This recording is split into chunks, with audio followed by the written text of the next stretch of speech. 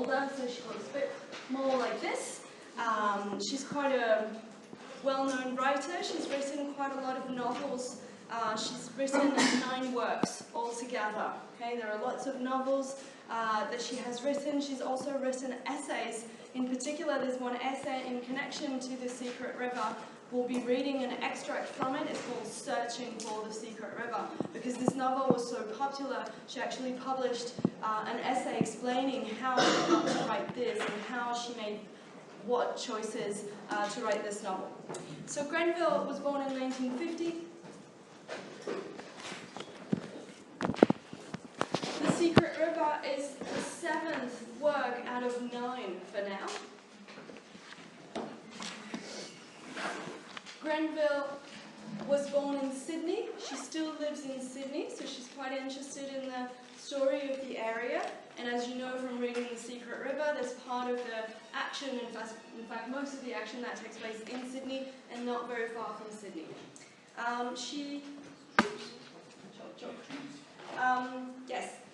She still lives in Sydney today, and a lot of her works actually is interested in women's role in society.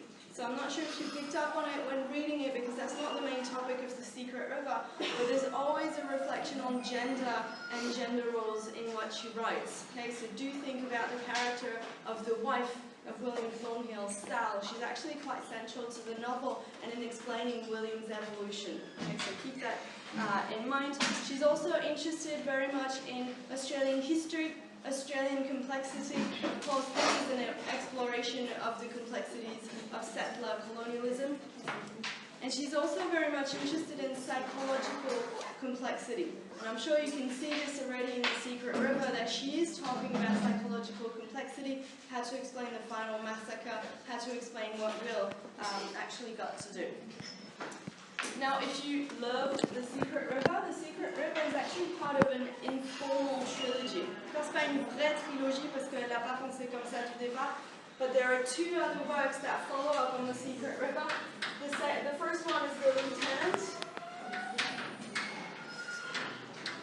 which is about early Sydney, so it's not 100% connected to The Secret River, but it's very much the same topics. The other one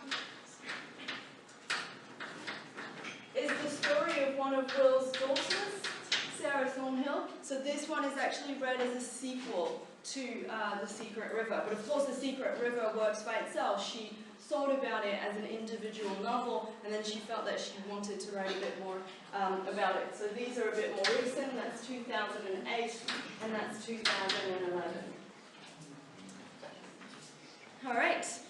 Now, The Secret River won a number of prizes. I don't think it's essential for you guys to know which prizes. The Commonwealth Writers' Prize, the Community Relations Commission's Award for the New South Wales Premier's Literary Award. So anyway, she won prizes. One important thing to know is that she was shortlisted for a number of really prestigious prizes. Do you guys know what this means, to be shortlisted for a prize? No? Okay. Do you guys know some famous literary prizes in the English-speaking world? No? Okay. One really important one is this one. You might have heard of it, the Man Booker Prize. Ça vous dit rien du tout, le nom? The Man Booker Prize is an extremely famous book award. The writers that get this is better than Goncourt. It just, time multiplies by 10 or 50 the number of books that they're going to sell. The Man Booker is really, really prestigious. And when the Man Booker, when the results are announced, they're announced in several steps. So you've got a long list of the selected novels, and then you've got a short list. D'accord, c'est la façon dont ça marche. En fait, on vous annonce la liste des sélectionnés, on va dire la longue liste, ensuite une liste plus courte, et après vous avez le vainqueur.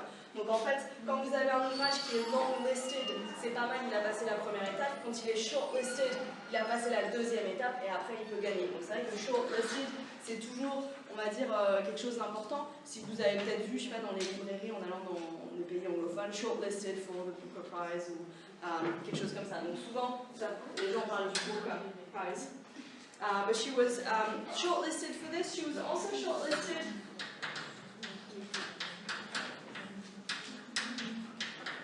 for another prize that is a specifically Australian prize. So it's normal if you've never heard of this. This is the name of a very famous Australian novelist, and there's an award that is given every single year in Australia to works that contribute to Australian literature specifically. Okay, so she was shortlisted for the Miles Franklin. She didn't get it, but you can see that there was quite a lot of attention given to her novel. And this was part of the debate that was around the novel. The other thing to mention is the fact that the novel was actually inspired from her family's history. So it is fiction, okay? It is not a biography of her ancestors, but she based the story really loosely, d'accord? Très, on va dire, elle a beaucoup adapté la vie de son ancêtre, comme vous verrez, but around the life of her, what is it, great-great-grandfather, son arrière-arrière-grand-père, who's called Solomon Wiseman. Okay, so the character of William Thornhill has a lot of parallels with Solomon Wiseman. You'll see when we read extracts from Searching for the Secret River that she actually idealized his life quite a lot, because Solomon Wiseman was not necessarily a very good man. So she tried to embellish a little bit of what her ancestor did. But this man actually lived right next to where Thornhill is supposed to settle, along the Hawkesbury. I'll show you maps later. But he actually settled in a place that is known today as Wiseman's Ferry. Okay, so it's a very small place where you can imagine there's a ferry crossing the river. Vous avez vu que la rivière, c'est la Hawkesbury. The Hawkesbury is the river where William Thornhill settles and where he eventually stays. And Wiseman's Ferry is also on the Hawkesbury, slightly, probably a bit further up north than where William actually is, because we never know where William is. But as you can see, the very name of the place actually comes from her ancestor. Okay, so he was actually quite important in the local history there. All right, so if we speak just a little bit, and then I'll show you maps of where this actually takes place. If we speak a little bit about the background to The Secret River. The Secret River was written in 2005, was published in 2005, je dis pas de bêtises. C'est ça, je dis pas de bêtises.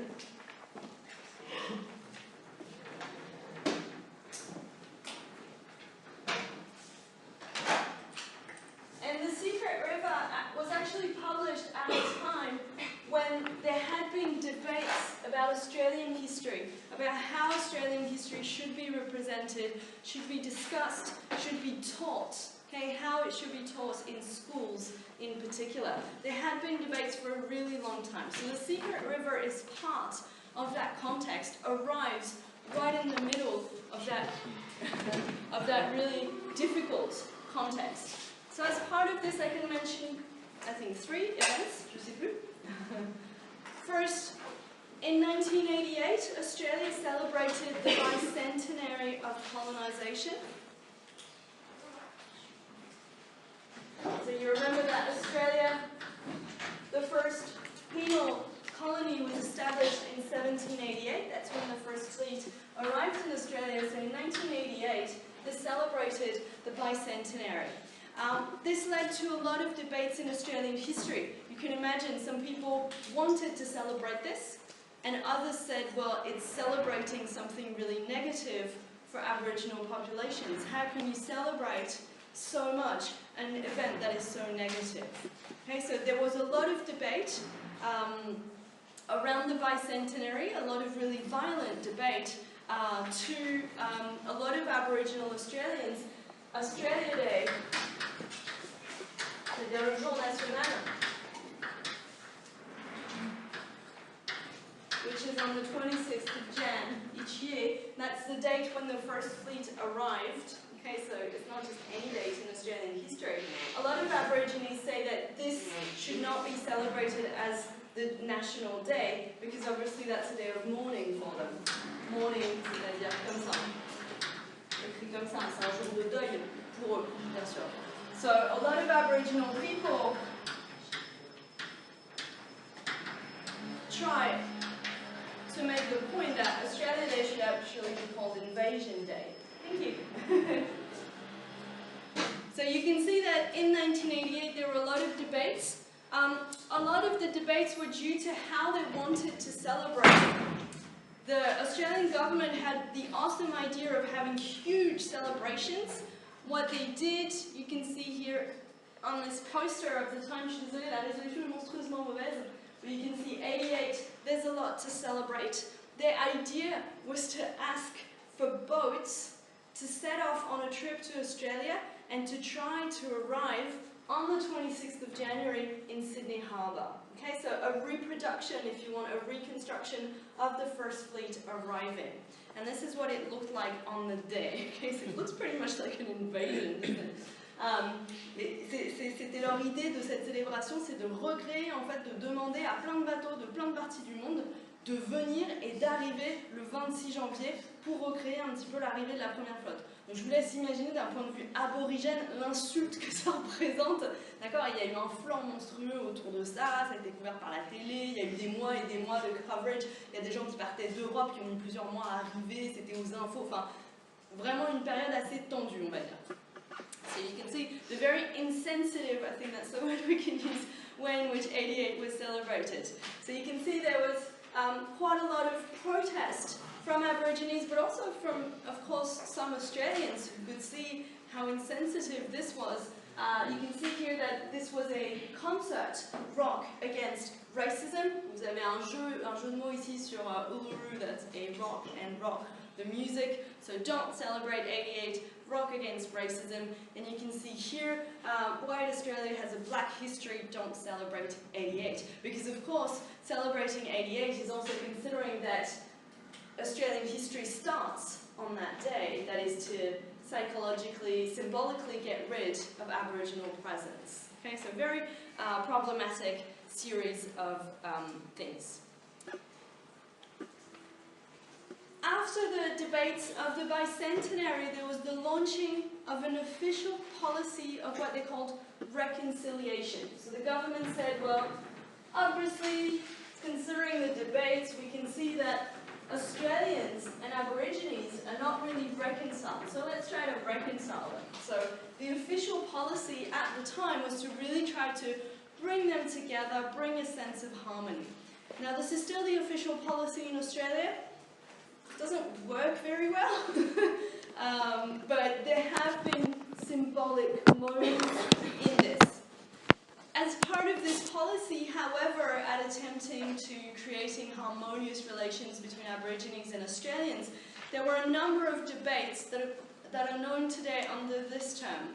In the 1990s until the 2000s, there was something called the History Wars.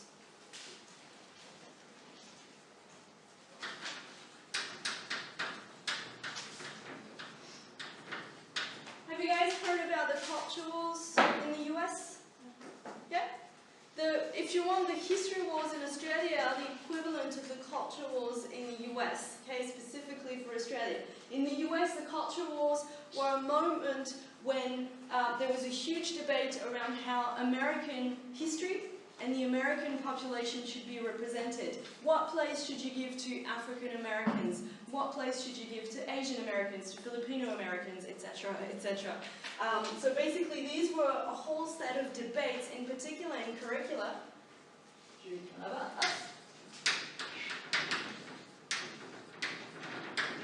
Quand je rappelle curriculum, c'est le programme scolaire. On peut aussi parler de syllabus, mais curriculum c'est sur l'ensemble des études. Au collège, ça fait curricula. So it was a series of debates around basically how you should teach American history.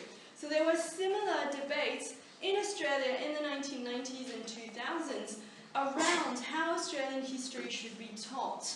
How should you represent it? What place should you give to Aboriginal people? How can you represent the violence of colonialism in Australian history? So a lot of very fierce debates. This was a very a time when people published a lot. It was a lot of historians publishing against each other, publishing whole books, another book, completely dismissing this first book, another book, a lot of TV debates. You have to imagine a really intense sort of public debate about this. And this history wars was basically centered around an opposition between two different views of Australian history. The Three Cheers view. J'ai plus de place. Hop. C'est comme ça qu'on en parle comme ça, parce que je vais vous montrer. Il y a un historien.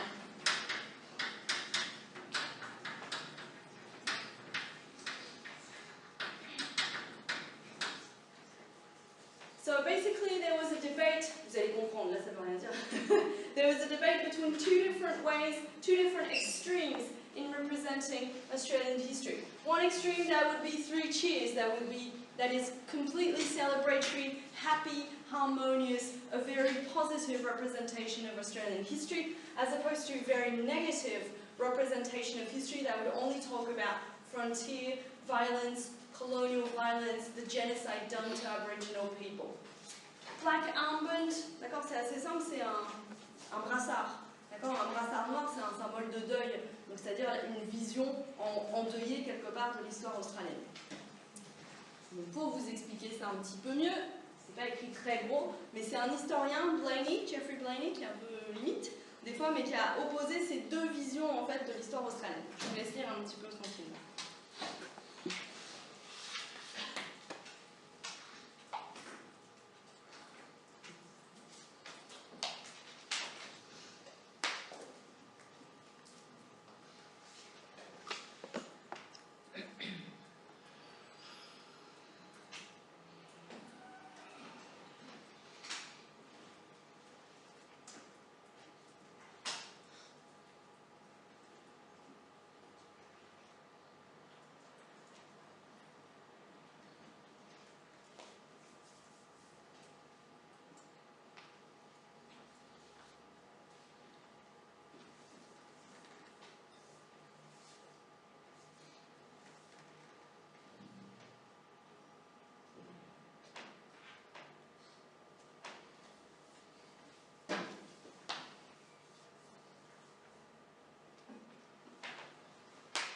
So you can see, I'm not sure if you're still reading, you can see here the opposition, what he identifies as being two extremes in Australian history.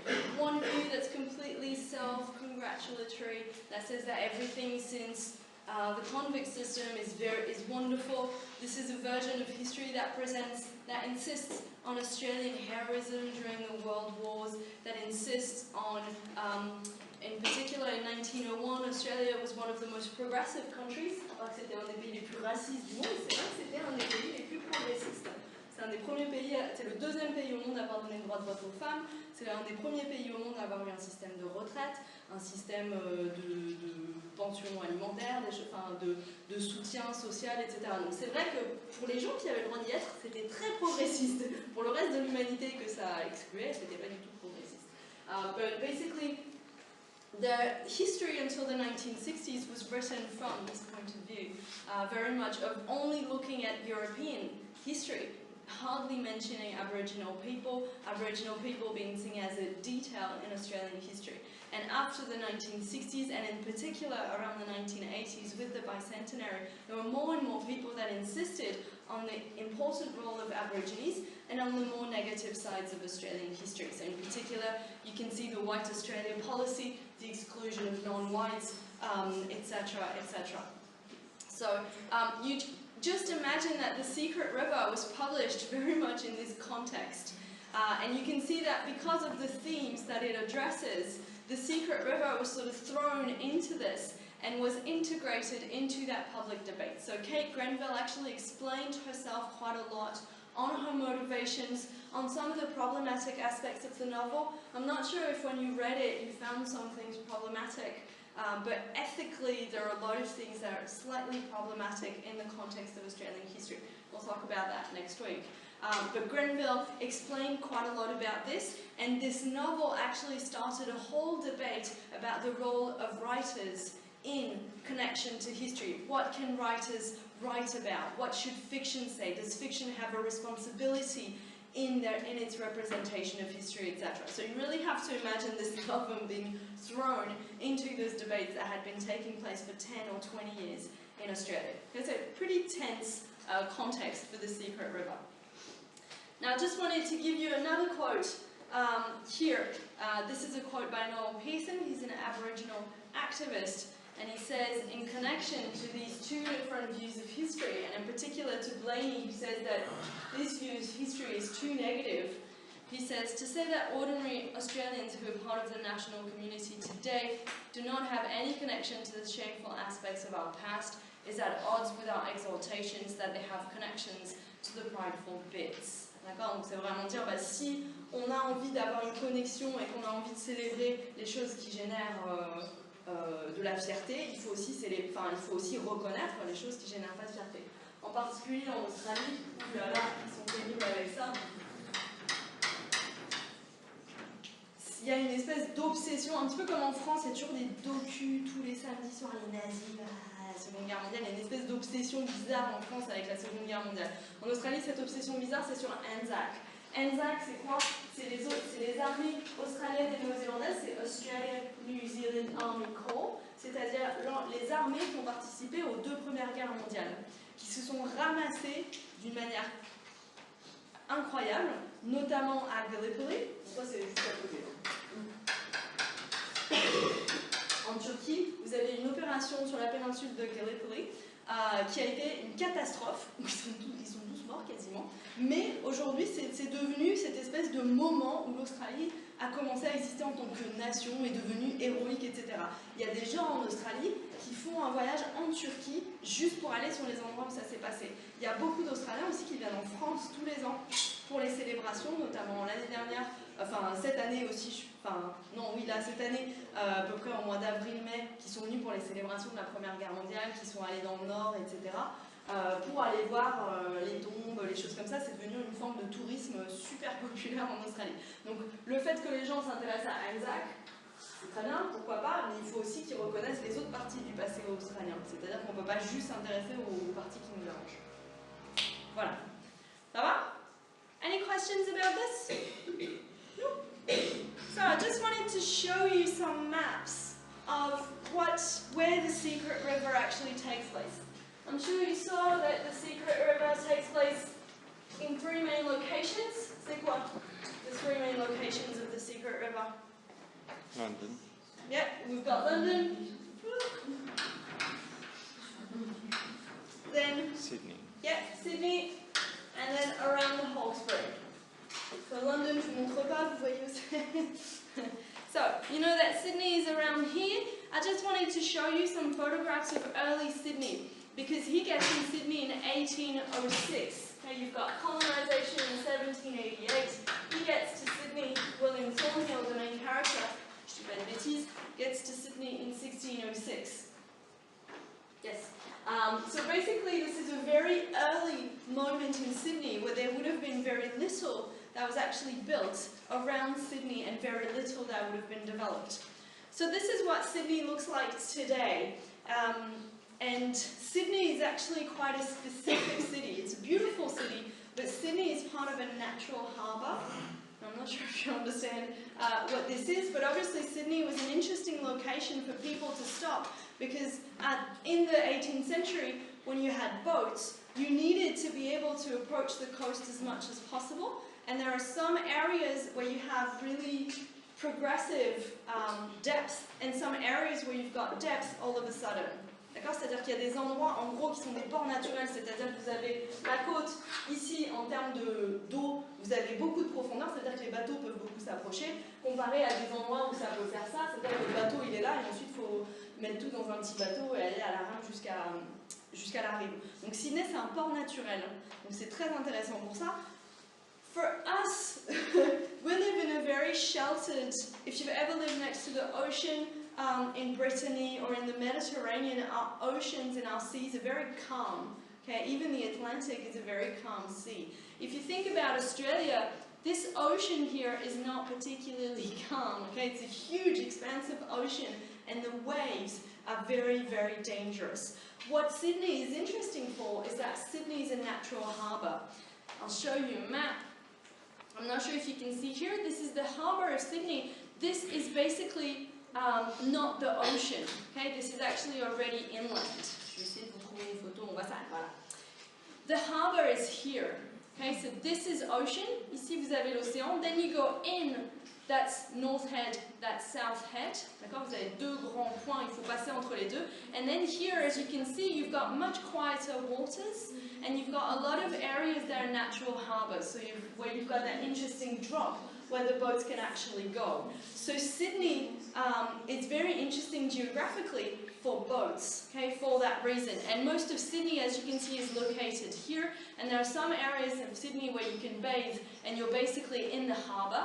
Vous êtes dans ce qu'on appelle le port de Sydney, c'est-à-dire une fois que vous avez quitté l'océan. And other places where you can bathe, most of the surfing places are going to be on this side, obviously on the ocean side because you want to have waves. Okay, but geographically Sydney was a very interesting location.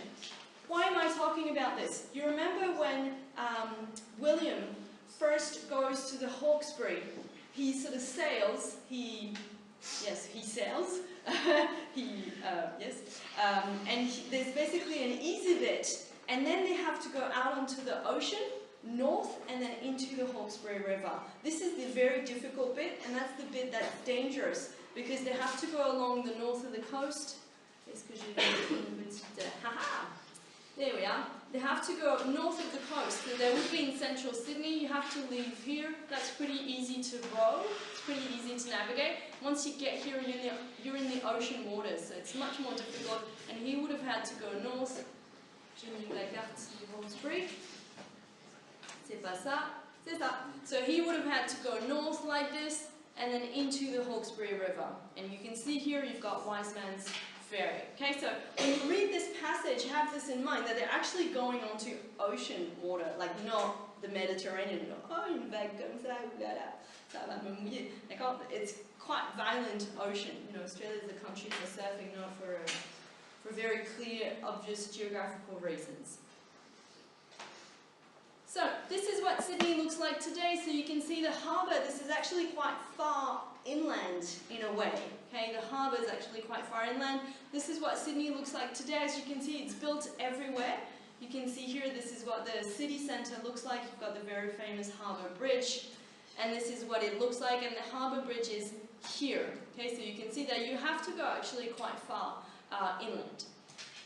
Now these are some early representations of Sydney. You can see here local Aboriginal people in bark, canoes. Bark, c'est quoi?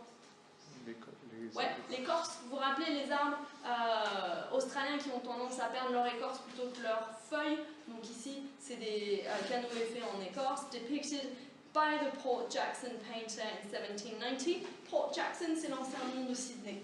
D'accord? Vous avez aussi Botany Bay, qui est un petit peu plus au sud. C'est Port Jackson et Botany Bay. So you can see here basically the fact that this was pretty much all wilderness. You can see here something that dates from 1798, so a direct south view of the town of Sydney. So you can see that it's quite small, not much happening, just a couple of barracks. And then here again something from 1803, so we're quite close to the imagined date of William's arrival. You can see Sydney from the western side of the Cove. Okay, so you've got lots, you know, pretty much houses and things that are built, but just in that really inner part of Sydney. And then you can see here the south view of Sydney, so quite a sparse sort of living constructions. And then this is a view from 1823. You can see of Sydney again, of the harbour, and again you can see that the density is actually quite small, that not that much was built. So you have to really imagine, here this is another one, a panorama of Port Jackson in Sydney. Et ah oui, ça je vous montrerai après. So you have to imagine William arriving in this almost wild, sort of really small settlement in 1806.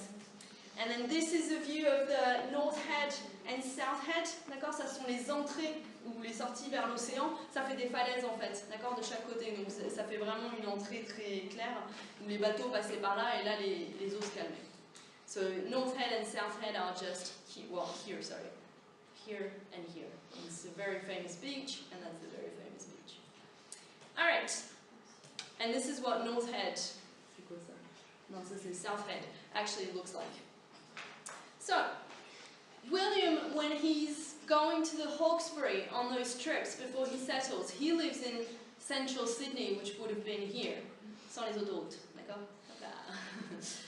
So he would live here, he would have to row all the way to this, and then they would have to row all the way up, and this is the Hawkesbury. And as you can see, the Hawkesbury divides into lots of twists and turns. When he settles on the Hawkesbury, you've got a lot of references to the fact that he needs to find his way. He needs to remember which way to turn, because this is a river that splits into lots of different things.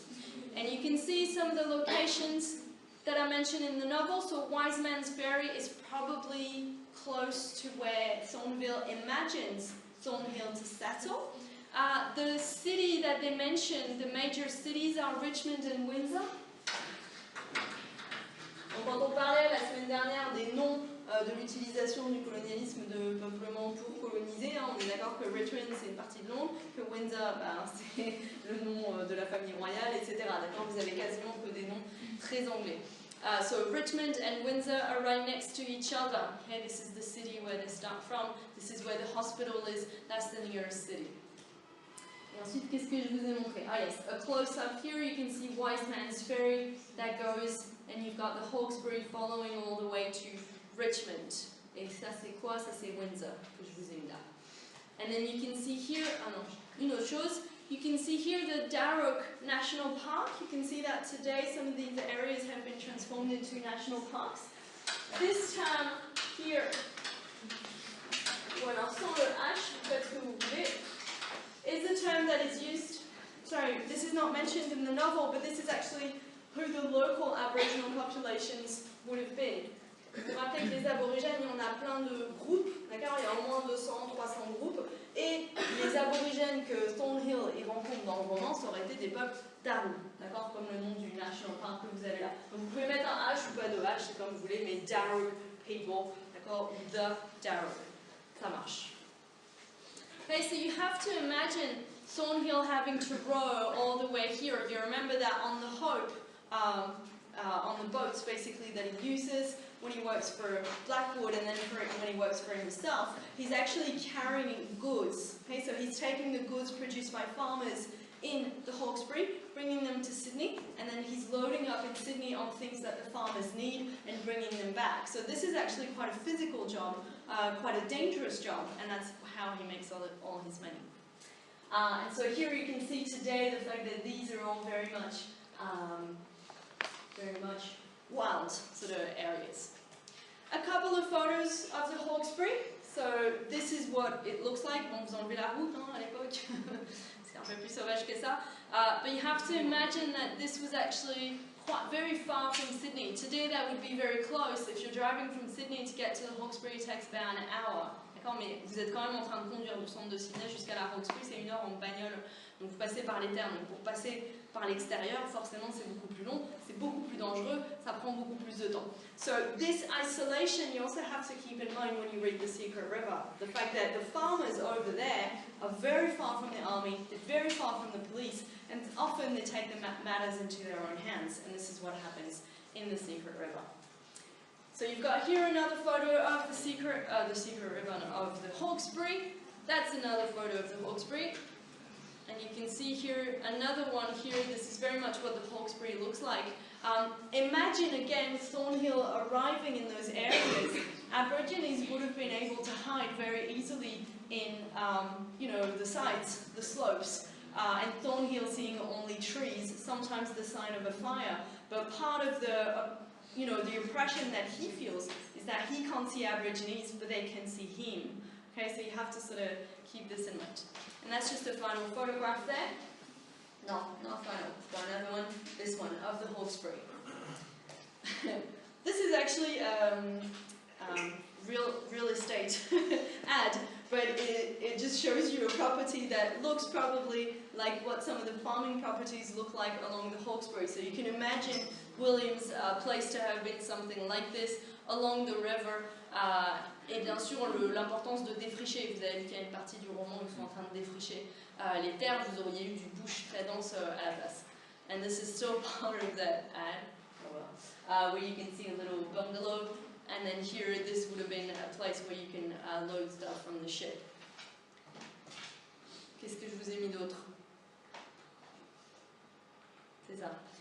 This, I'm not sure if you remember this in the novels.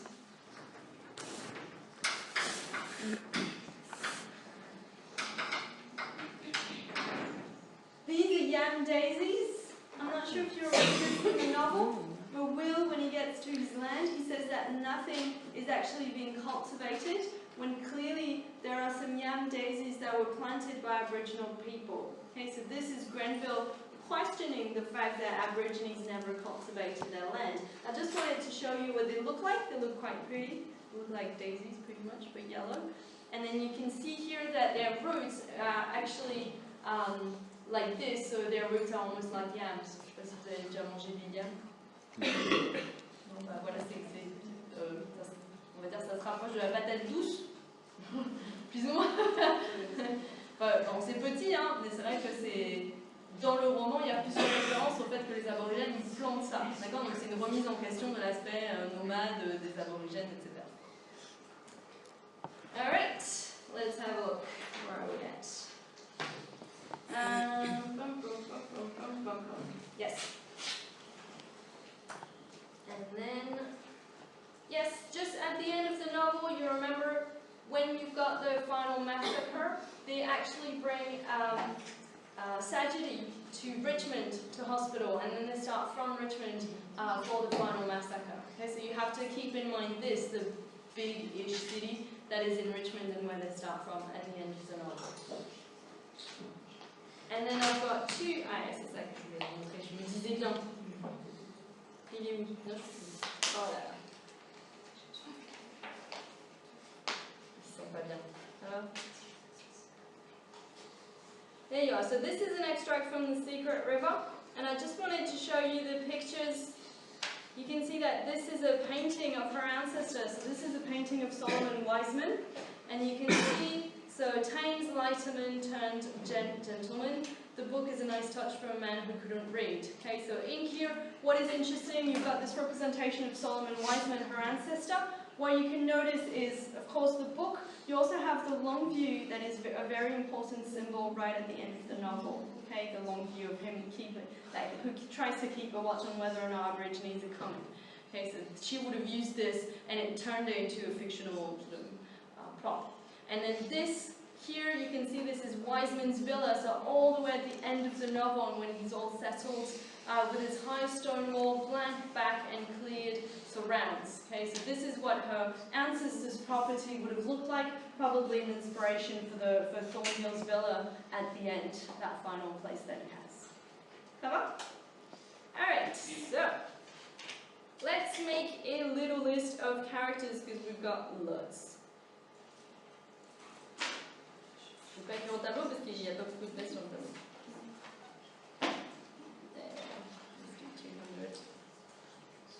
So, in London, in Sydney, on the Hawkesbury. Hop là. I'm listening to you. Ah, c'est tout petit pour vous. Let's bump it up to 100, 300. There we are. Let's go back. So, what are some of the major characters in the novel? Let me just grab one.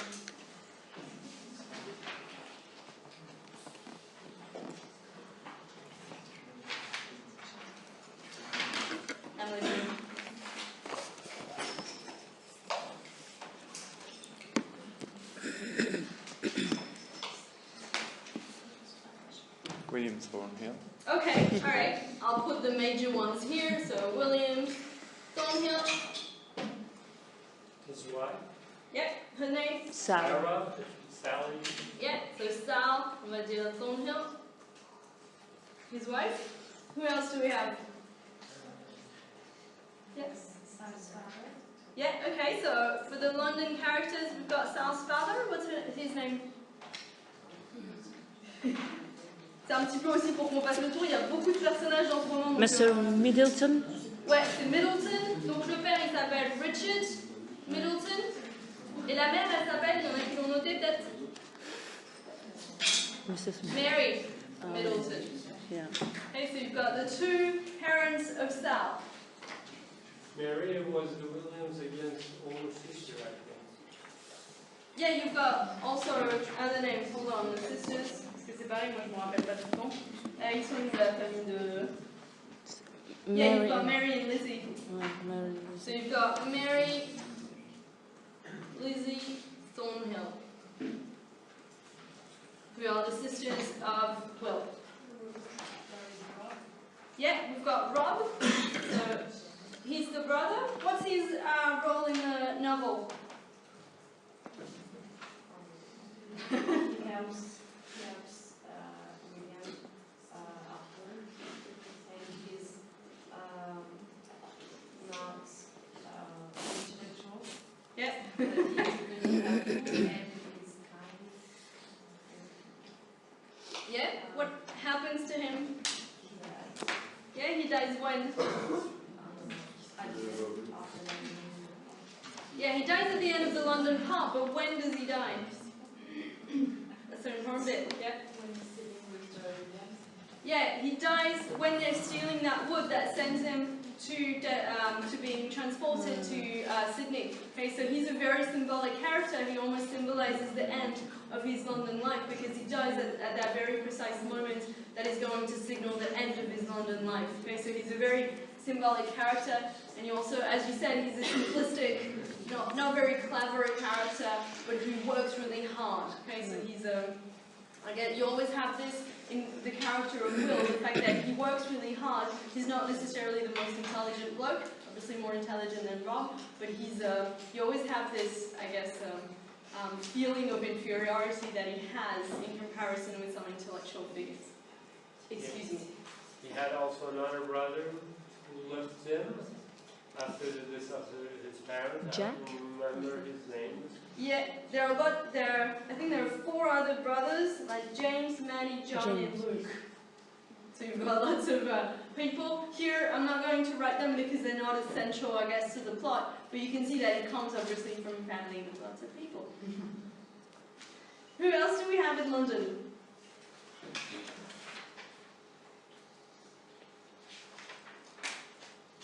The guy he employed William in the how was it? In what? Mr. Luca. Yes. That's in Sydney. Oh, No, No. first in No, In Mr. London. Lucas is in London. Yeah, In he meets London. him in London, but he's more central in Sydney, I guess. I want to put him in. no, I think he was Mr. King. Yeah, Mr. King, but he's got 2, right?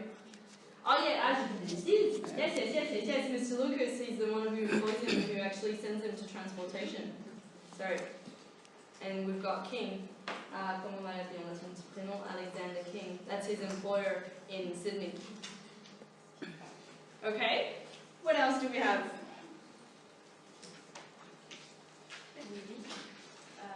William and Sal's child.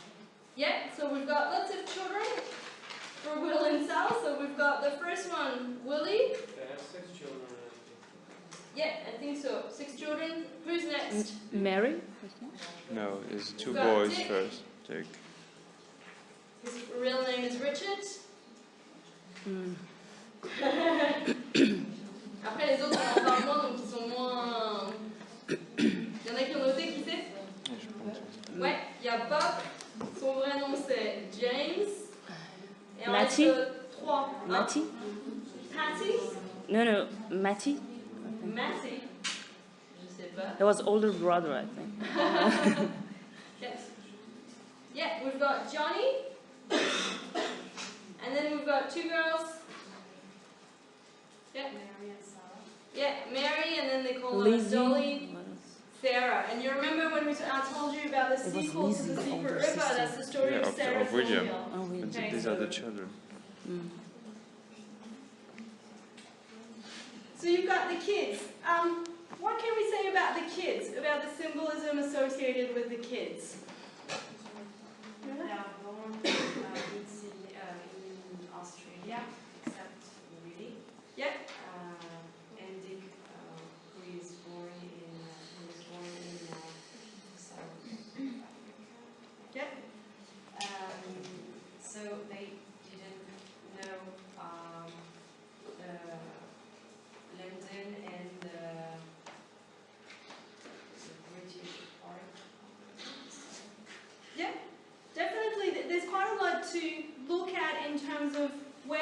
were born. You've got Willie, the first child that was born in London, but obviously that wasn't very old when he got to Sydney.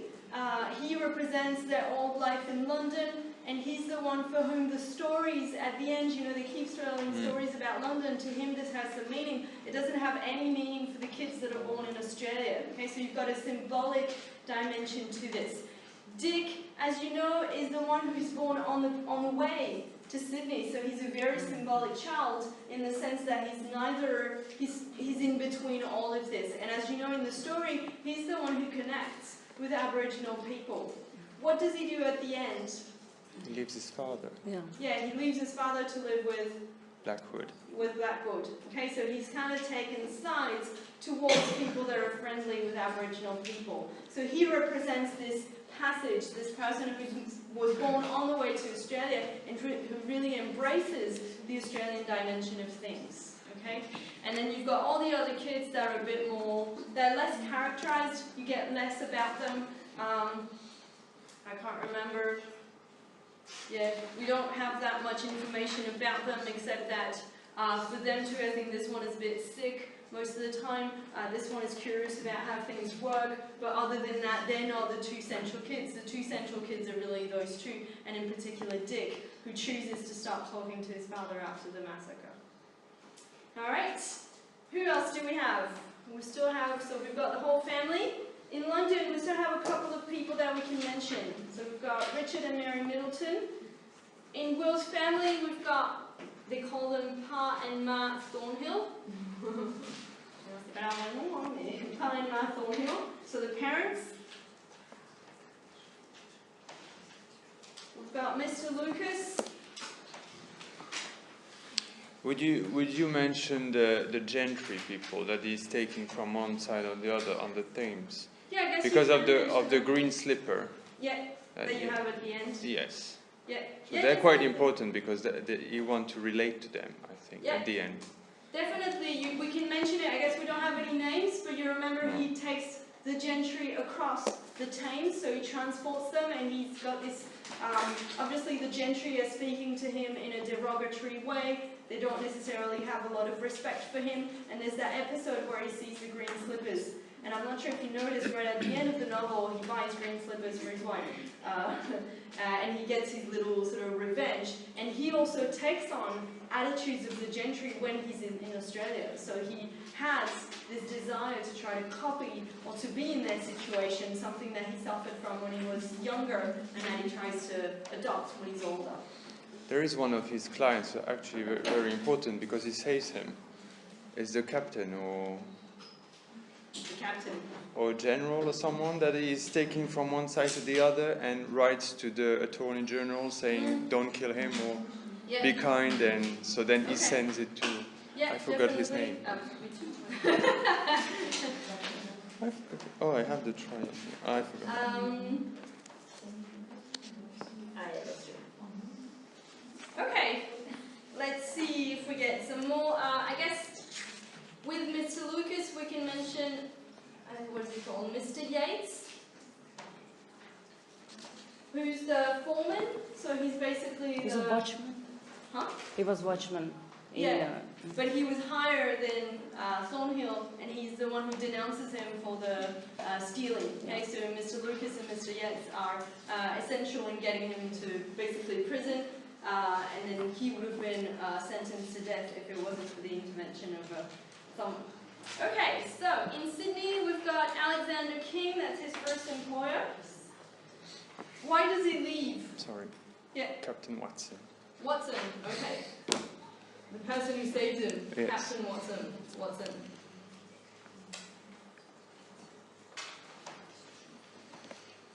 So in Sydney, why does he leave King? Why does he leave that first employment? I'm not sure if you... Is he retiring? King. It's not about that. He's not selling his clothes. Yeah? uh, Yep, because he's taken up to stealing again. They're siphoning off, who is it they're siphoning off? Hold on. Oh yeah, brandy from the barrels. Okay, so they take some alcohol from the barrels, to sell it somewhere else, and they fill it up with water. And then when King employs a watchman, so someone who's going to make sure that there's no stealing going on, he actually quits before he gets another transportation somewhere else for having stolen. Okay, so you can see that he steals in London, he also steals a little bit in Sydney and chooses to be safe, mostly for his family and to make sure that he doesn't have another life transportation or something like that. There's the Aboriginal man from the first chapter. Yeah. Who's that? Rappelez pas de son nom. C'est Scabby Bill. He's the Aboriginal man from the first chapter. Why is he a symbolic character? What is he known for? Why is he important?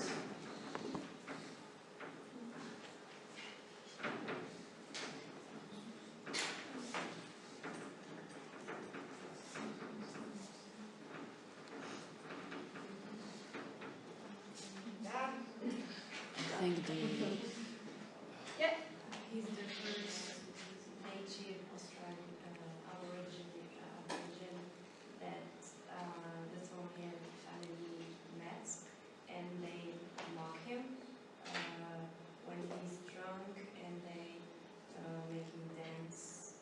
So they give him alcohol. Okay. What does he represent? You've got different Aboriginal figures, obviously, in the novel. What does he represent compared to the Aborigines that you have on the Hawkesbury?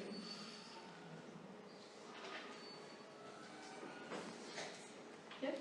He's not dangerous compared to. Okay, yeah, he's pretty tame, I guess, compared to the other ones. He also, of course, represents the impact savage. of colonization, because he's just reduced, his traditional dance is reduced to being something, as you said, that is mocked, that he gets paid for through alcohol, and he's just basically, most of the time he's drunk, and he's actually just roaming around the settlements. Okay, so he's the typical sort of archetype of an Aborigine impacted by colonization, very closely impacted by it, as opposed to the Aborigines on the Hawkesbury, who at the beginning are not impacted, and then at the end, you've got the final, you've got Long Jack, who's the only survivor, who becomes this representation of, as well, of the impact of colonialism, albeit a slightly different one. All right. I guess in Sydney we don't have many people. We can fit Captain McCallum here, even though he's from Sydney, but he intervenes on the Hawkesbury. Who is he? I'm not sure if you remember. He's been mentioned a lot, but he's got quite an important role. Qu'est-ce qu'il fait, Captain McCallum?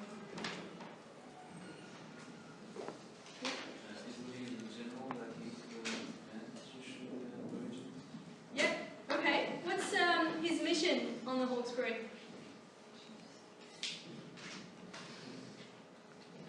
What is he supposed to do?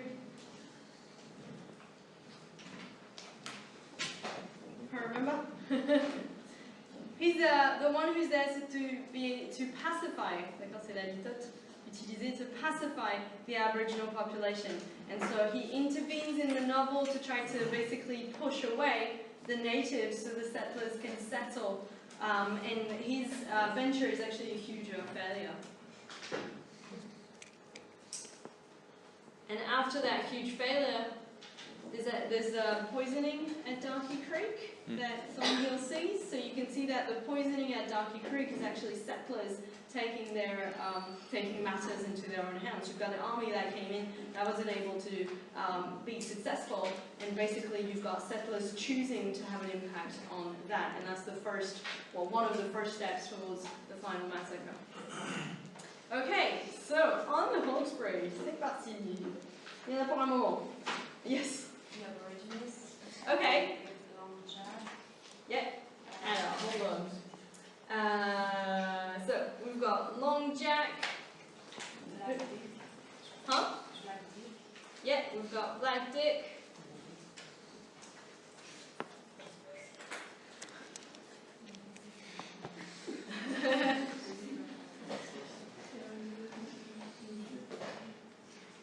Whisker Harry. Yeah, we've got Whisker Harry, the old guy. Webb? Huh? Webb? Webb. He was one of. Oh yeah, he's one of the settlers. Yeah. Yeah. he was one of- So we've got Webb.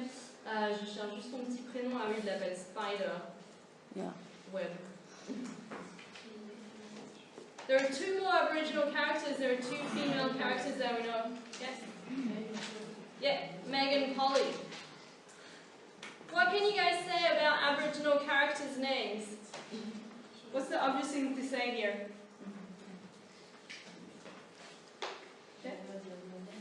Yeah, they're not their actual names.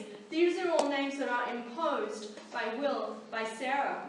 You know that when Long Jack, they call him Long Bob to start with, Yeah. and then he asks him his name, he gives his name and he sort of catches something that resembles Jack, so he chooses to call him Long Jack.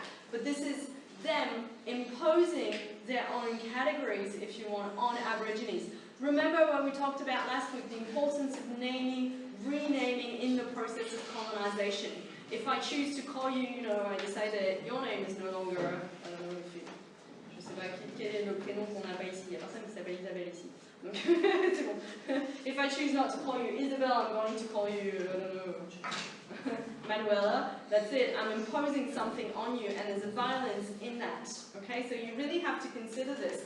You also have to consider that they've got very British names, so there's a refusal to actually acknowledge their aboriginality, to acknowledge their identity, their true names. You also have the fact that they are compared to people that they know. Okay, so Black Dick is supposed to be the equivalent, the mirror image of Dick in the Aboriginal world.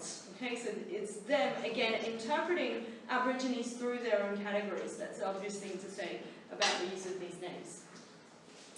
Alright, so we've got Spider. Ah ben il a perdu son... On voit plus ça? Alors, copain. Pardon, je me regarde dans n'importe quoi. Hop là. Ensuite, who are the other settlers? Yeah.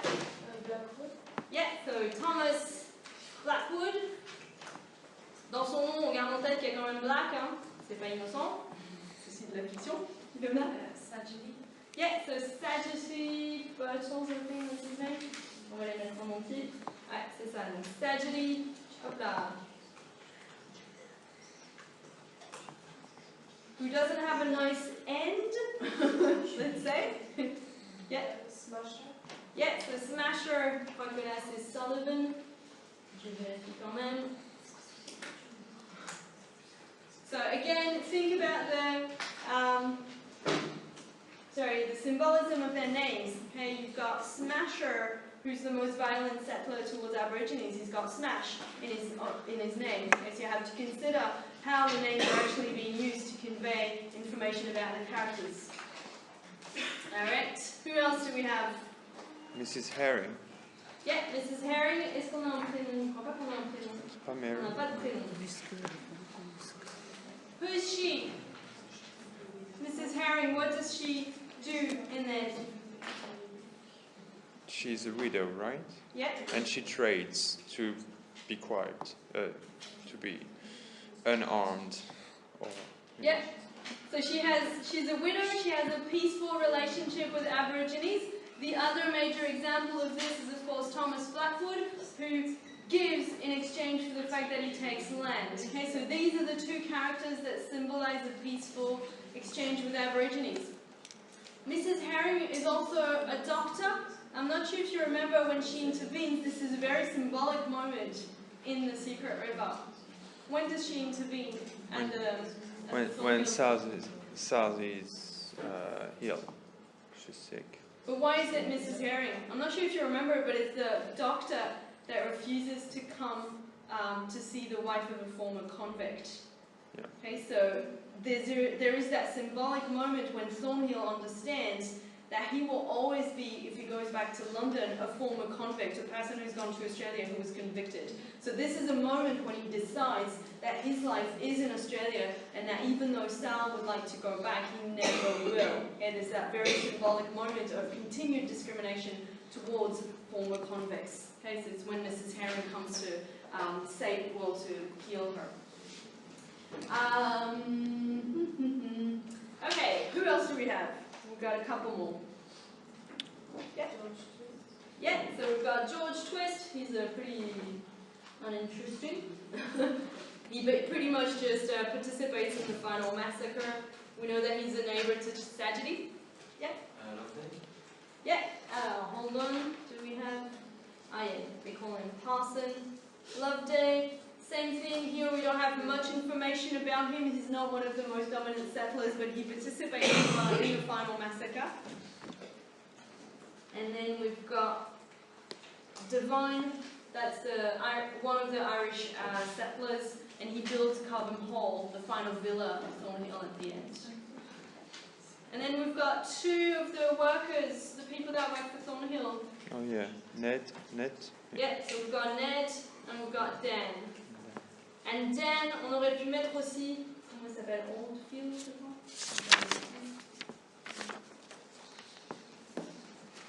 Oldfield.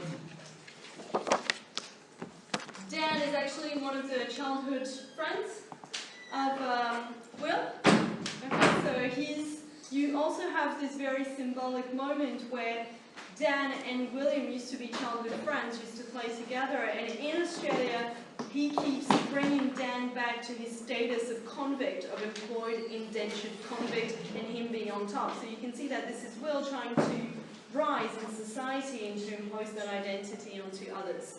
And then Ned, I'm not sure if you remember, but Ned is Ned's sentence that encourages William to agree to the final massacre. Okay, it's Ned whispering in his ear at the end, saying that Sal will force him to leave, that she will never accept staying if the Aborigines are not actually killed. And that's when he decides to transport everyone to do the massacre. Okay, so he's a very central, he's a sort of evil, nasty presence throughout the novel. Alright, let's have a look. Oh no, we didn't forget anyone. Megan, Polly, on a fait. Super. Alright. In this, of course, you can see there are a lot of different characters in this novel. So do take into account some of the echoes that exist between London and the Hawkesbury. As you can see, there are a lot of characters that were there. We can put Dan in here. Ah yes, and the other one we can mention is Collarbone. Vous vous rappelez de lui? This is also a very symbolic moment in the novel. Why is the collarbone moment important? He is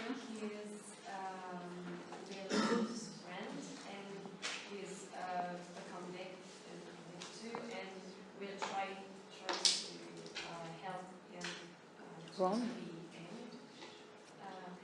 To help him be killed? He said. No, do not be killed. He's still Yeah. wrong. He is still wrong. He has a contract with someone, I don't remember it. Okay. But the contract is not a success, and Collarbone is hanged. Yeah. Okay, that's pretty much it. They're childhood friends. Collarbone is sentenced to be hanged because he keeps stealing in Sydney and he's caught with the brandy. What does William try to do? He tried to bribe the executor to... To But despite all of his trying, he just suffocated. Yeah, okay. to slow the Le process. moment glauque du cours.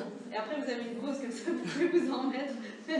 Vous savez que quand les gens étaient pendus, selon la longueur de la corde, en fait, si vous êtes pendu d'assez haut, si vous avez un long rope, une corde qui est longue, vous allez, en fait, quand on vous lâche, vous allez mourir immédiatement parce qu'en fait, c'est vos cervicales qui cassent. D'accord? Donc, c'est une mort qui est agréable. Par opposition à si vous avez très peu de longueur de la corde, en fait vous allez vous mourir par suffocation, c'est-à-dire par le jeu du nœud qui se serre. Donc ce que Thornhill essaye de faire, c'est de corrompre la personne qui bat le bourreau pour que la corde soit le plus long possible et que donc Collarbone il souffre pas. Et en fait ça marche pas et donc Collarbone il se retrouve à souffrir. Donc ça c'est le petit moment technique sur les pendaisons, trop bien. What is important in this moment moment is the fact that it's the first time, one of the first time that he lies to Sal. And this is what leads to the massacre, the fact that he keeps hiding things from Sal. He hides the fact that Collarbone suffered.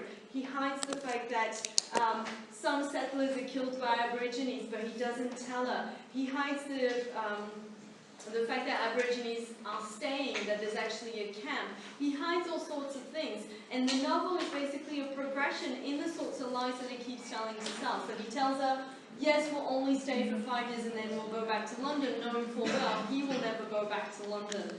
And then, of course, at the end you've got the poisoning at Darkie Creek that he chooses not to tell. You've got the spears as well. After the first day when they meet Aborigines, he takes them out and he doesn't tell Sal. And of course, at the end, you've got the massacre. Okay, so you've got, in the novel, you've got a progression in the lies or in the things that he doesn't tell Sal and this distance that separates them. And it all starts with Collarbone, okay, with that moment when he hasn't quite managed to ease the type of death that he doesn't tell Sal about this. All right. Donc après cette superbe anecdote, let's take a break.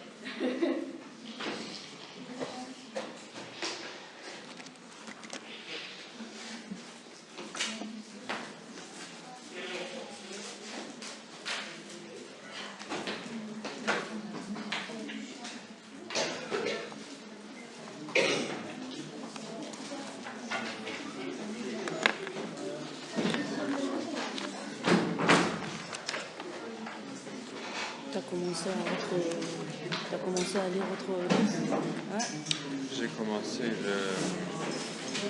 le livre pour la civilisation américaine. On doit lire un livre, alors j'ai commencé. Vous avez livre? Ouais. Oui. J'ai commencé hier. J'ai fini ça hier. Ouais.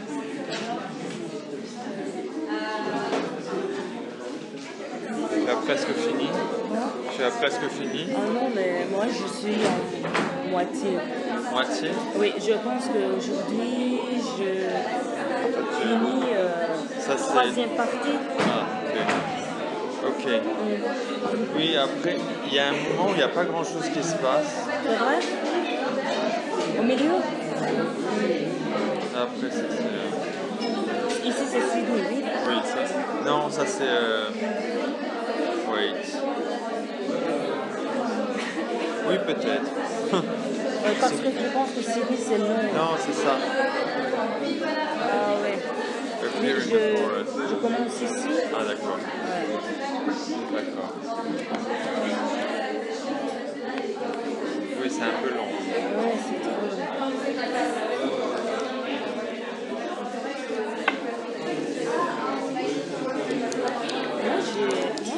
Quand je parle, c'est bizarre. Ouais. Non?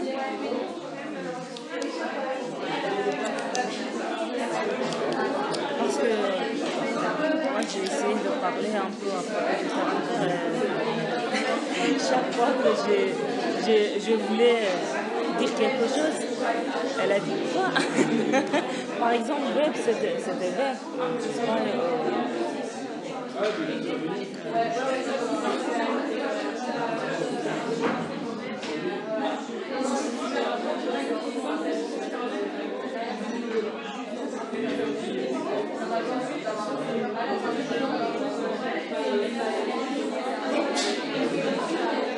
On doit aller le cours de phonétique encore dans le salon.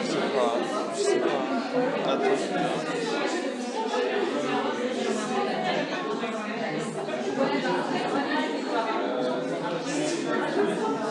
Oui. Ouais?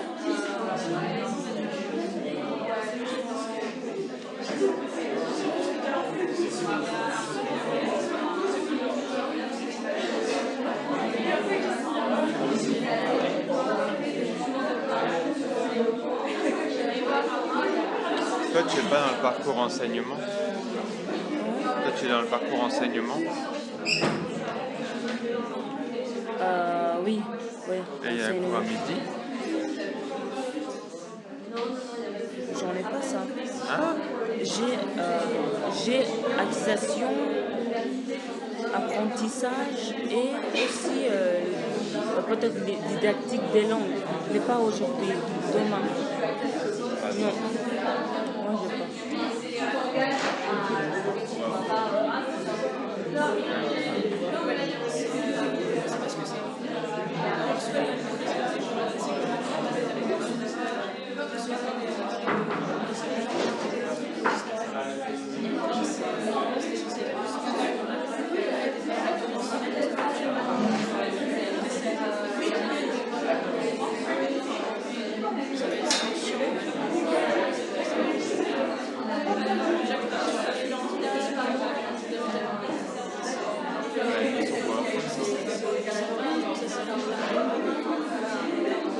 Moi, je me suis dit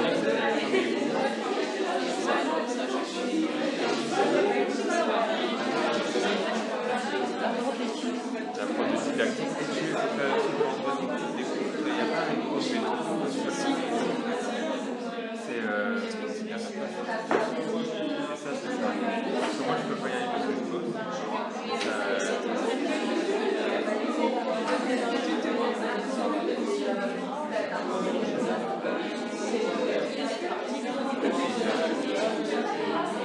Ça ne fatigue pas.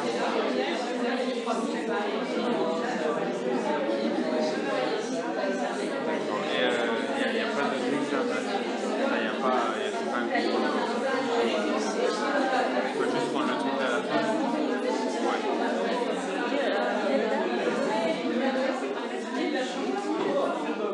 Je pense que je vais lui envoyer un mail à ce monsieur.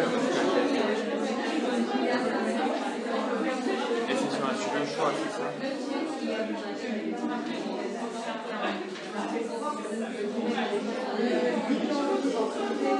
Après les vacances. C'est après les vacances. Mais genre ça peut être fait là déjà.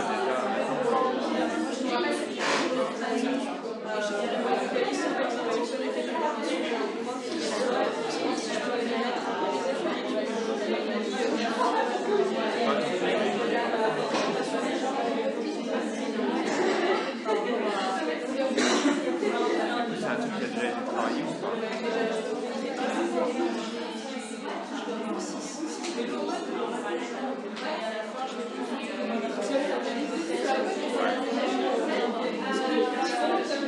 tu penses que tu vas continuer ça en master? Ça sera un sujet que tu vas continuer?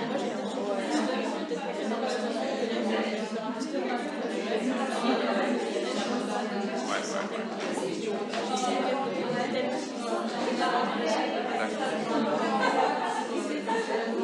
Oui, je vais lui envoyer un mail.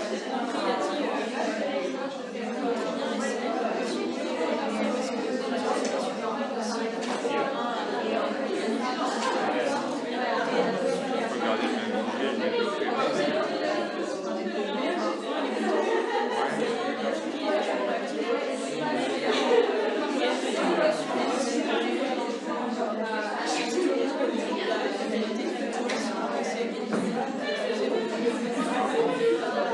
Oui, c'est pas un truc de magazine qui aurait parlé de votre sujet, mais que ce soit fait dans un cadre universitaire.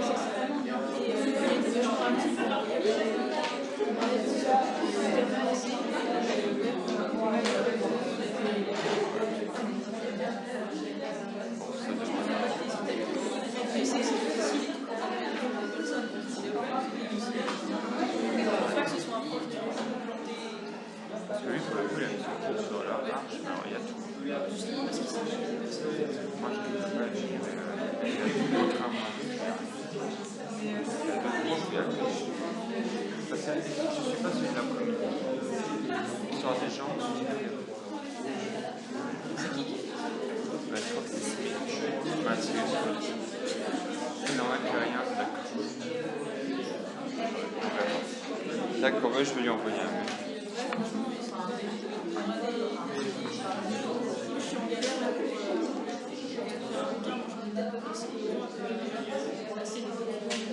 Ouais.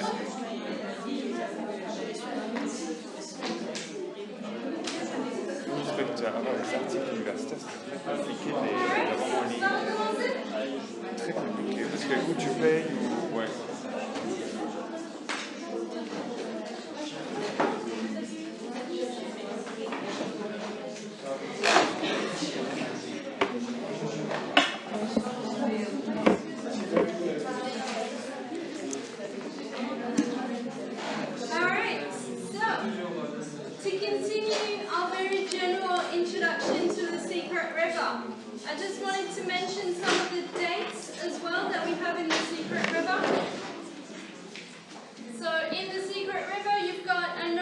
chapters, I'm not sure if you went over what each chapter is. You've got the very first chapter, Strangers, which is in Sydney, and it's that very, j'ai l'impression de dire symbolique toutes les 2 minutes, symbolic moment.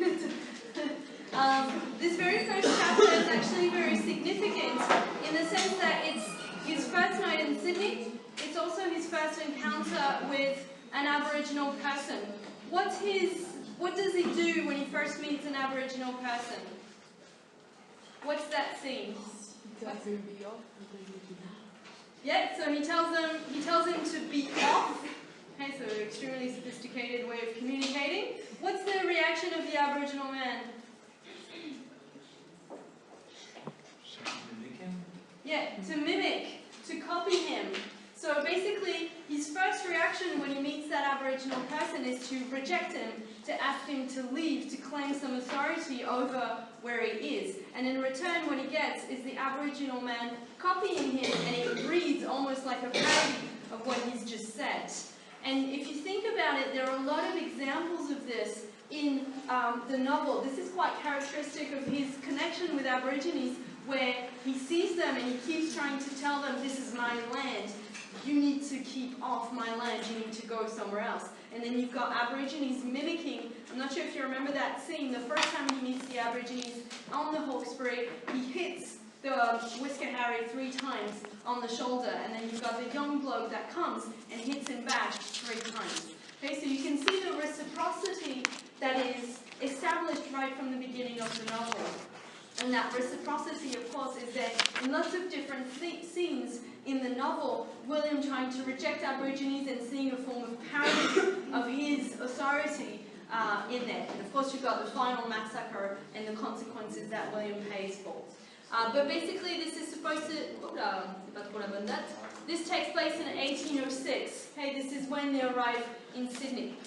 You've got the second chapter that's called London. Ça, c'est les titres des chapitres.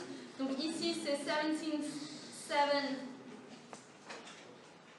Excusez-moi, hop, brain freeze. 1806. So that's when the London period is. Then you've got Sydney. That's 1806, 1813. A clearing in the forest, that's when they arrive in the Hawkesbury. And that's, what's that, 1813 as well. Then we've got 100 acres, that's 1813, 1814. Then drawing a line, the Secret River, and then Thornhill's Place.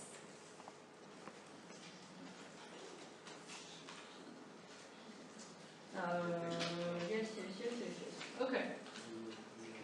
Which goes all the way to his old age. Okay, so you can see here some of the dates that you have.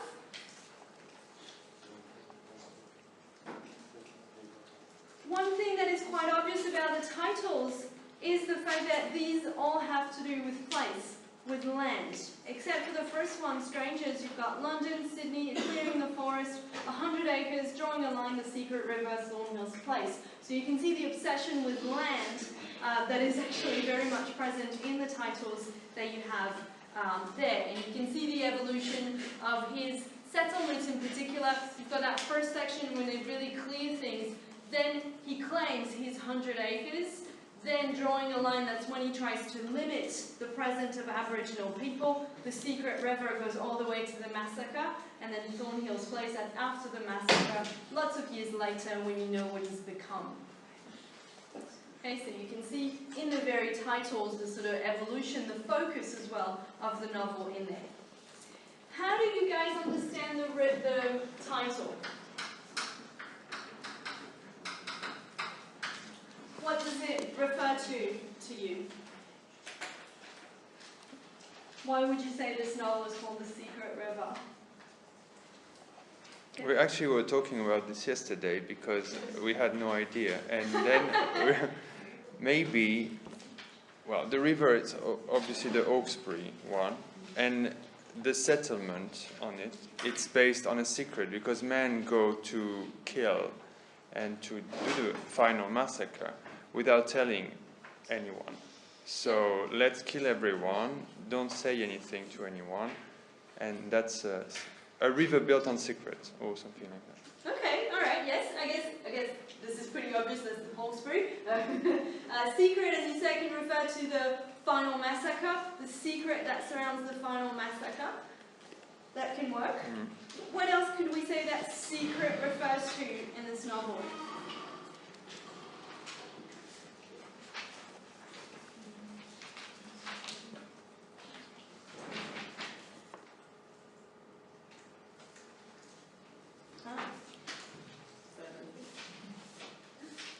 What would you say is secret about this river as well? So the obvious thing is the massacre, of course. The outrages against the virgins that no one knows about. The what? No one knows about everything that's going on. Yes? Sex slave and Okay. You mean in connection to the massacre or before? even before. Okay, alright. But someone he discovers at Smasher Symbols first. Okay, alright. So as you said, there are a lot of things that are secret in the novel about what's happening in the river. You mentioned what happens at Smasher Sullivan's place. You know, when he first sees that place, he sees an Aboriginal corpse that is hanged. So he doesn't say anything about that. There's the thing with the oysters. There's this thing at the end where they keep an Aboriginal woman and abuse her with Sajidi. And all of this, he doesn't actually say anything. So you do have in the Secret River the idea that this river is so isolated from, you know, Sydney, from, you know, the civilized world or the settlement, that basically there are a lot of secret things that are going on there. So you can definitely include the idea of secret in a much wider way. Right at the beginning, when he goes to the Hawkesbury, there's also the idea that the place where he's going is a little secret, in the sense that it's difficult to get to. You remember he has to take lots of different bends, so the place is actually difficult to reach when you don't know the river. So there's also the idea that it's secret, and of course he keeps it to himself that he wants that land. He doesn't tell Sal. Again, this is part of the, you know, mountain of lies that build up in the novel, but he doesn't tell Sal about the land. He thinks about it all the time, and then he chooses to finally tell her. And of course, the final massacre takes place within this context of lies, of keeping things secret from Sal. And of course, he never tells Sal about the massacre, but there's this distance between them because she can feel that something has changed, something has happened, but he doesn't actually tell her the massacre that took place. Okay, so you can understand secret in lots of different ways. All right. Ça va? Any questions so far? No? So what we're going to do now is something slightly different. I want to have a look at one article that we haven't had the time to read last week about, again, the specificity of settler colonialism. And the reason why we're reading it this week is because it connects very nicely with the Secret River and the idea of secret that surrounds the novel. So you've got, I think, 5 pages. So you've got 5 pages for this. Take, I don't know, 10-15 minutes to read them, however long you need, and try to see what we can use to connect to the title or to what happens in the Secret River. So much?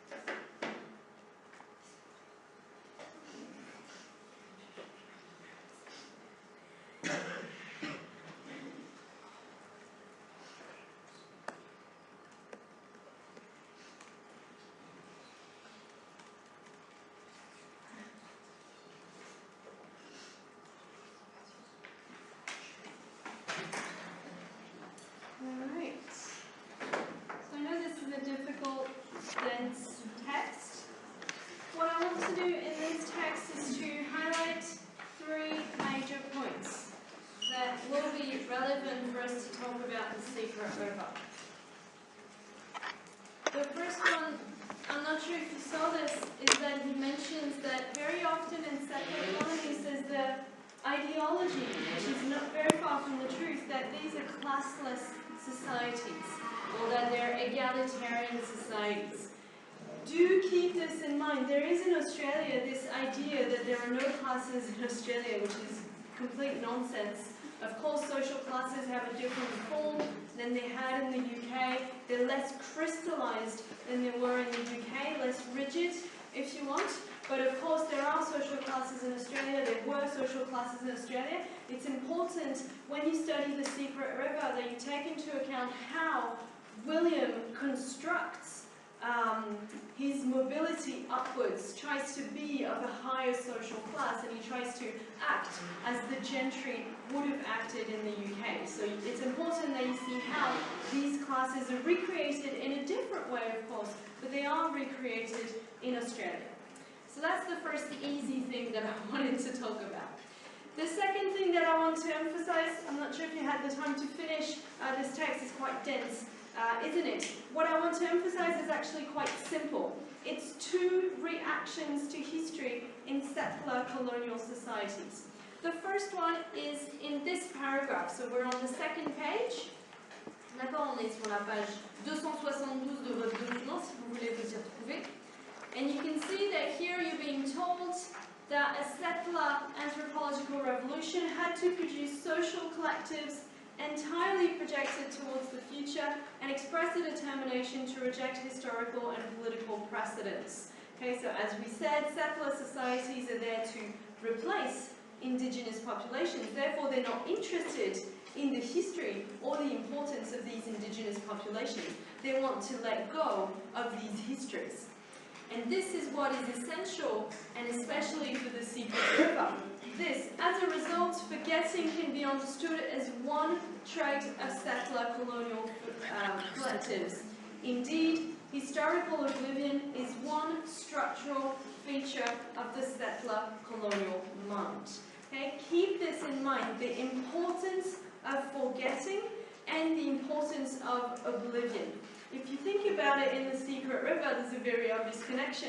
The massacre needs to be silenced, needs to be forgotten. The truth of why Will and the other settlers are able to be rich, to be influential members of society at the end of the novel is because they killed the Aboriginal population. Okay, so you do have this importance of forgetting in the Secret River. And as you can see, you can also use this term here, the selective amnesia, that is the choice of settlers to remember some things and not others. Okay, so for instance, the choice of Australian settlers to put forward their history and how much they settled the land, but not to talk about Aboriginal massacres. Okay, so keep in mind that the way that settler colonial histories are told is mostly through a form of selective amnesia. You choose to forget the bits that are too difficult to live with, you hide those bits. Excuse me, can I close the door? Yeah, sure. I will.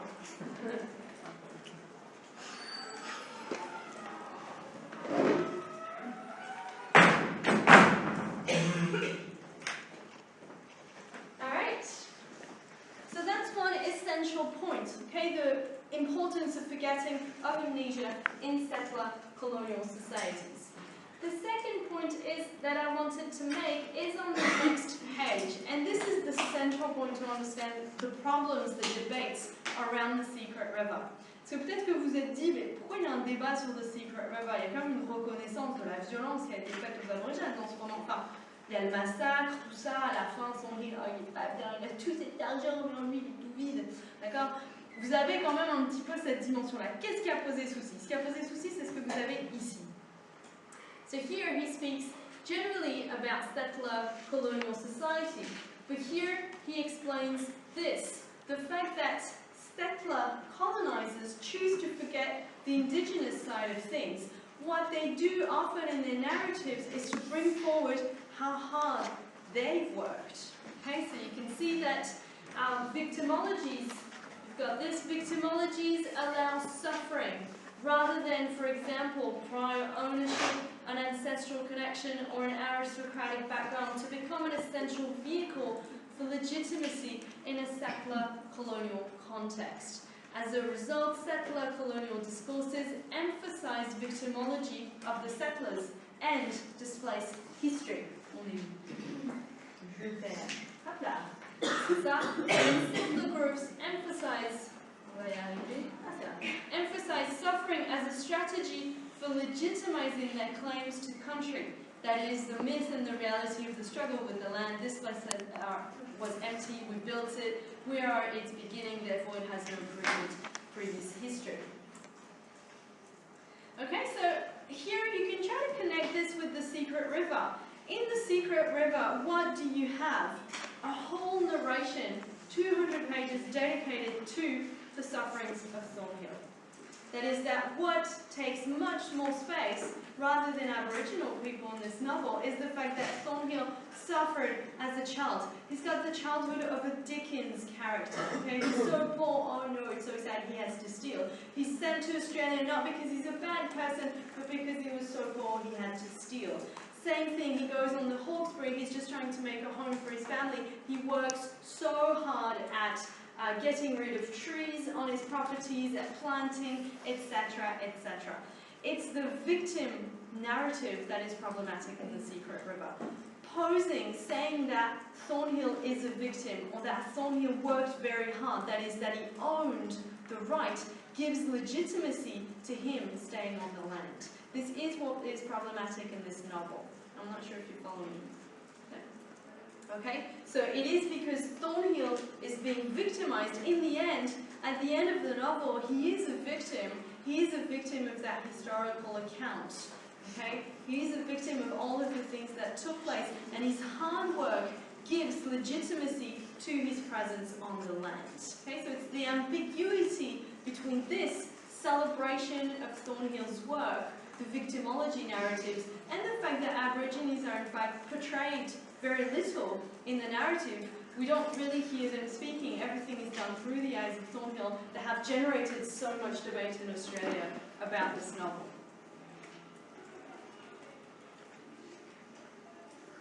On the other hand, you do have things in the novel where you've got a recognition of prior ownership. The yam daisies that we were talking about, evidence of Aborigines taking care of the land, of Aborigines actually cultivating things, these go against those settler narratives. So you can see that the novel tries to do things here, but is ambiguous in other ways. Okay, so you can see here in particular the fact that in settler colonial societies you've got a constant reinforcement of the notion of an indigenous non-relationship with the land. And you can see that this is actually deconstructed quite a lot in The Secret River, but at the end Thornhill chooses to see that, to consider that indigenous people don't really have a connection with the land because that's what he needs to live in a way with the massacre. Okay, so keep this in mind. We talked about a classless society. You need to have the amnesia in mind, the selective forgetting to allow them to live with themselves, and of course the victimology, or if you want the, I'm not sure if you say that, the efforts narrative, where you emphasize the efforts of the settlers, and this brings legitimacy to settler societies. I'm not sure if you've read a lot of US literature, but if you read a lot of early US lit, you've got exactly the same dynamic at work of legitimizing the place of the settlers in front of the Native Americans, thanks to all of this hard work. And this is what you do have in The Secret River. The Secret River could have been written from an indigenous point of view. It hasn't. It was written from a white point of view, from the point of view of Thornhill. Okay? It's all of those decisions that Grenville was criticized for, where there was a little bit of debate about the novel. Ça va? Any questions about this? Non? Alors, on va juste faire quelque chose qui va prendre un petit moment. Je vais vous donner vos devoirs, mais on n'a pas tous la même édition de The Secret River, donc on va essayer de trouver ensemble ceci. Donc moi, dans mon bouquin, c'est page 210.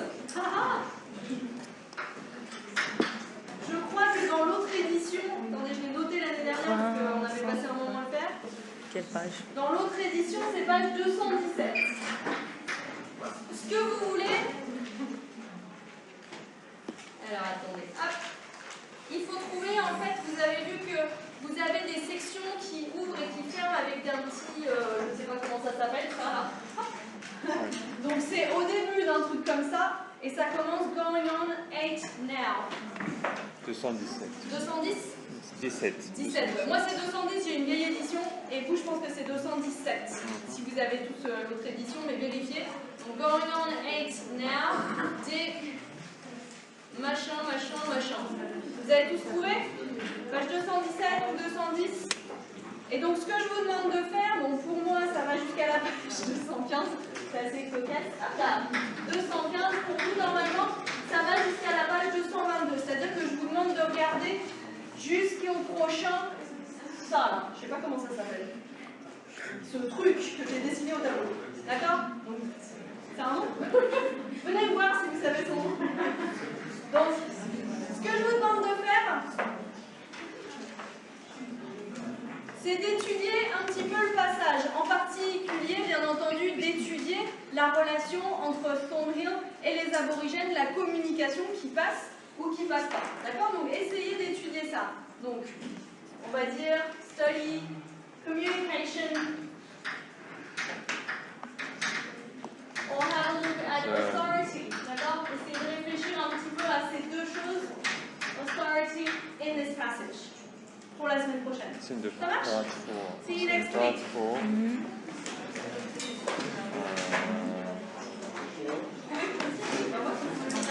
In the middle of part 4. Oh, in the middle of part Middle 4. of part 4. Thank you.